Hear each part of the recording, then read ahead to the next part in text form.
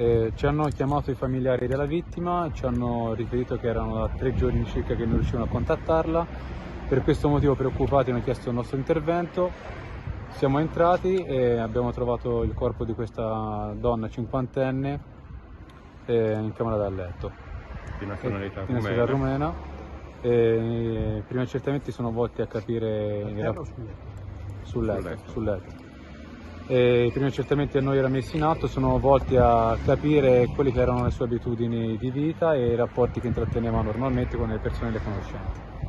Quindi questo è il momento, la nostra pista da battere è capire la sua vita personale lavorativa e basta. È una morte violenta, cioè un omicidio?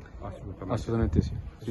Arma da taglio? Arma da taglio. Arma da taglio? Sì. 50 anni? Sì, 50 anni. Sa se viveva con qualcuno, aveva un compagno, ancora non sapete? Sono ancora in una fase primordiale di informazione, quindi è impossibile anche sbilanciarsi in maniera precisa. Comunque cercate delle persone che lo conoscevano? Esatto, stiamo cercando di costruire le sue abitudini, diciamo, quotidiane.